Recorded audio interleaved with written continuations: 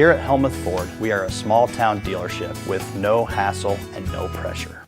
The Keokuk County Veterans Affairs Office in Sigourney wishes you the very best this holiday season. And please remember those that aren't with their families this year, as they are protecting our great country. For more information on Keokuk County Veterans Affairs, contact Michelle Herman, the Veteran Affairs Administrator at 101 South Main in Sigourney. Steve Shetler Media presents Santa Steve's Stocking, a prize package valued at $1,000, $500 in cash, and $500 in gift cards from participating businesses. Please clearly print your name and phone number on your registration slips. One registration per person per business. Businesses have the option to require an in-store purchase in order to register. One winner will be randomly drawn from all the registrations from all the businesses on Friday, December 20th. In Oskaloosa, you can register at Julie's Homestyle Cafe, Shop Jen Miracle, Aesthetics by Lily, Betsy's Boutique, Stam Garden Center and Nursery, Rushed by Jude, Eagle's Nest Christian Bookstore, Mahaska Drug, and Oski Dental. In Lighton, register at Tassel Ridge Winery. In New Sharon, at Style Me Crazy. And in Sigourney, you can register at Casey's, Sinclair Napa, Barnwire, Brothers Market, Sigourney TV and Appliance, Colbert Feed, Copper Lantern, Sigourney Mercantile, and the Garden Gate. Register now and maybe win big just in time for Christmas with Santa Steve's Stocking. Snow and ice can be an issue for livestock that are out grazing for the winter. Hi, I'm Jody Henke. The key is what they're grazing on and how the precipitation falls as you're living the country life. Living the Country Life. Ideas and inspiration for your place in the country.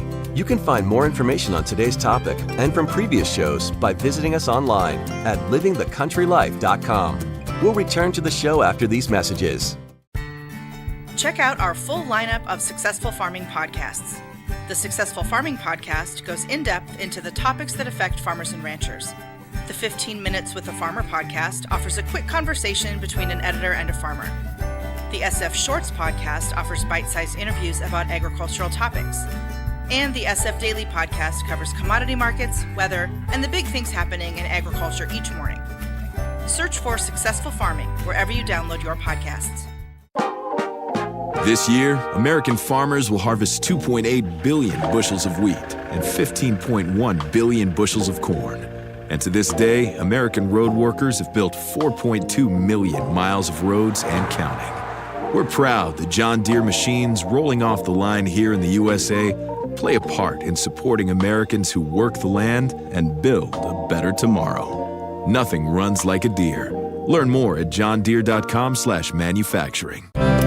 Many producers like to winter livestock on crop residues and pasture, but snow and icy conditions can make it tough for animals to paw through for a bite. Ben Beckman is an extension educator at the University of Nebraska. He says just how much difficulty they have depends on what the animals are grazing and how the precipitation falls. From the grazing standpoint, if we have maybe some stockpiled pasture, like a windrow grazing situation where we've got some really fluffy, light hay where there's a lot of air underneath that animals can kind of punch through, even if we have a substantial layer of snow or ice on top and get down into it, we can deal with quite a bit actually. That's a lot different than if we're grazing corn residue. Even a quarter inch of ice or a little bit of snow really makes grazing in those situations difficult. A heavy, wet snow is harder to dig through than dry fluff. If it drifts or sits around and compresses or forms a crust, they'll have issues with that as well. He says, in general, about 6 inches of snow or a quarter inch of ice is where you'll start to notice animals working much harder for a bite. That's going to be probably a little bit different for smaller ruminants just because they don't have the weight and the oomph to break through as much. But that's a really rough general guideline that I have. Once we go beyond that point, chances are that they might still be going out and grazing and getting some benefit, but they're having to work a lot harder for it. And so the energy that they're expending at that point starts to make it a little bit more questionable, and we're probably going to have to be doing some supplementation. Beckman says to keep an eye on animal body condition and supplement with feed that will provide energy and protein.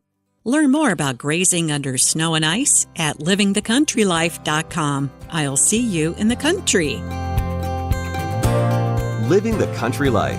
Ideas and inspiration for your place in the country. You can find more information on today's topic, share your tips, and post photos by visiting us online at livingthecountrylife.com.